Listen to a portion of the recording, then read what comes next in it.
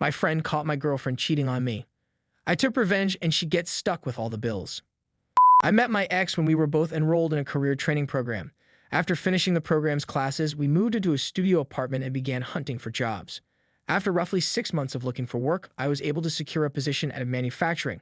In addition, I was delivering Chinese cuisine for a nearby restaurant.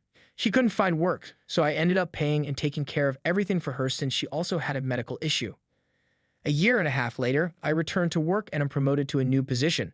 I'm still working 12-hour hours at the factory, but it's now a lot more money and I'm doing much better financially. That's when we get married, and then we move to a larger house on the other side of town. I eventually resigned the Chinese food job, but my eldest sister, OS, had a flooring firm and required my and my closest friend's assistance. We may refer to him as BF.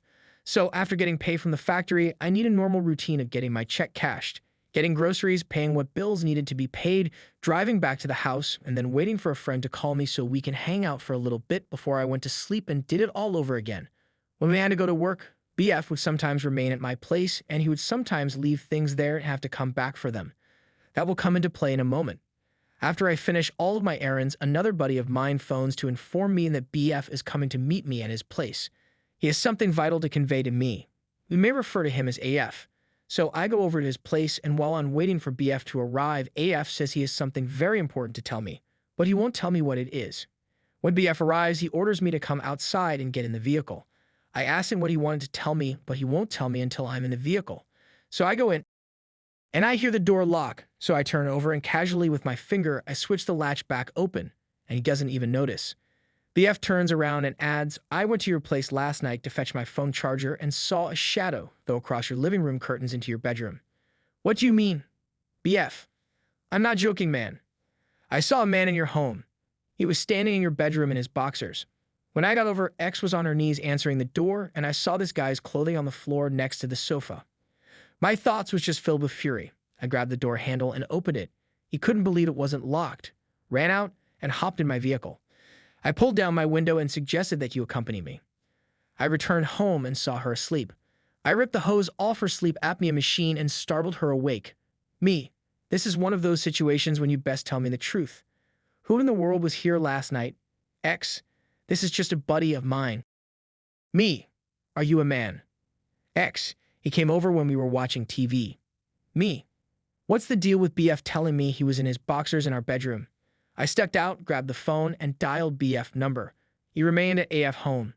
Please forgive me for not remembering every aspect of the talk, but this was 12 years ago. I put him on speaker, and we were all fussing over it, and she told him something last night that she couldn't tell me. I hung up after finishing my conversation with BF and convincing him that I wasn't planning to murder her. She was weeping and attempting to persuade me that nothing had occurred. X, believe me, honey. There was no action. Me, what exactly did you say to him? X, I explained to him that he was just flirting with me. BF, hey, what's up, man? Me, what was it about which she couldn't tell me? BF, she informed me she's already been fooling with him. I could feel my heart tearing apart, and then the wrath returned. Okay then, we're going to record her saying that. BF, no, I'm not going to do that. Me, this is what you're doing. You apprehended her. You're going to do this for me now. He didn't want to, but he consented. I hung around with him for a few hours before heading home. When I arrived, the whole home was spotless, and some of the furniture had been rearranged. She'd never done anything like this before, so I knew she was attempting to convince me she was innocent. I pretended to be pleased, but didn't really care. We went to BF place the following day. We spoke for almost an hour while she was in the other room. BF said he had an old smartphone that he could use to acquire the recording. I told her I needed to buy some beverages from the shop and that I'd be right back. I was driving to the supermarket when he got her talking about it. I returned after approximately 10 minutes. He was holding the phone in the kitchen. I took it to the restroom and listened to the tape. A lot of the tape was difficult to understand, but at the conclusion I heard this. BF, but you told me you played with him. For example, I was heading to. That's all I needed to know. My vengeance would be mine. Here comes the retaliation. This is when I phoned my OS, followed by my middle sister, MS. I informed them of the situation. OS had previously gone through a divorce and started researching the procedure for obtaining one. I informed my manager at the factory of the situation and informed him that I may need to take a few days off to complete the tasks at hand. He understood since many individuals who work at night are subjected to this. OS and I meet outside of Boston to file at the Cambridge courthouse. I tell the clerk that any more documents should be delivered to OS Place so X isn't aware of it. They didn't have an issue with it and informed me she'd be served with the papers in a month. I then persuaded her to hand the vehicle title over to my OS so that we could save money on insurance. I pay for the automobile, the insurance, and everything else associated with it, thus it is mine. She was hesitant at first, but I persuaded her that it would be better for us. I also began to treat her as if she were trash. She attempted to speak to me, and I behaved as if nothing she said mattered. I startled her awake one morning by removing the hose from her machine and farting in it. We were still intimate, but I gave her the respect she deserved. She was still unsure about what was going to happen next. My OS had the automobile title re-registered in her name in New Hampshire and the plates ready. On Saturday morning, BF and I were working for her and had everything planned out. I spent the remainder of the day at BF Place until about 10 p.m. when I headed home. I told her we needed to get some sleep since OS and MS were both coming to see us at 9 a.m. I awoke the following morning and prodded her awake. I got out of bed and took a shower. I washed my teeth and put on my clothes. I exited the restroom and entered the bedroom. She was still in her bed. For example, why are OS and MS arriving so early? Me. Oh, they're on their way to aid me. At the time, I began removing all of my clothing from the closet and storing them in boxes and bags. What are you doing, for example? Me. How does it appear? I'm going to leave you. For example, what? Why? Me. And here's why. I go into my jacket pocket and bring out an ancient smartphone, which I played for her. She is taken aback when she overhears the exchange. For example, what was that? Me. You know exactly what it was.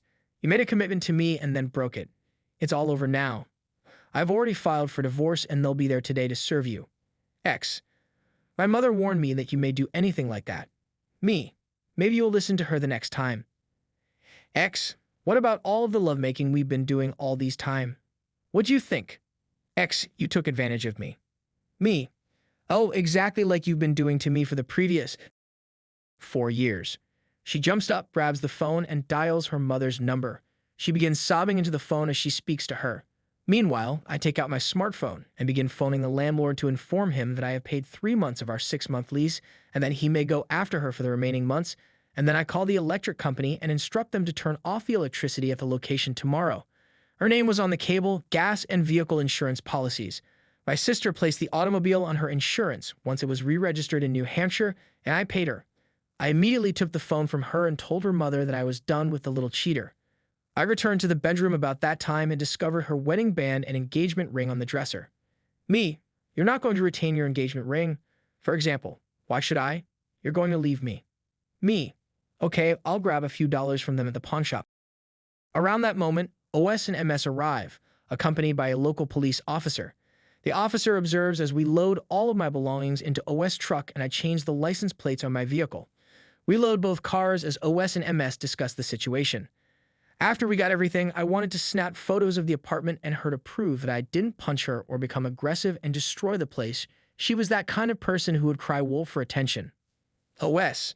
Okay, X, we have all the images we need of you and your apartment, so you can't say he beat you up. Me. And your license plates are in the kitchen, and you can keep the bed because I'm getting a new one. For example, what am I going to do with it? MS. Why didn't you hand it over to your sidekick? Laughter. That's a terrific concept. So I moved out and over in my boyfriend's home until I could afford another apartment of my own, which took around 3 months. We were formally divorced 3 months later, and she did not seek alimony. She ended up staying with her mother for a bit, but I heard she began sleeping with her mother's boyfriend. Disgusting. As for me, I took it as a lesson to never rush into something until you are very certain it is worth it.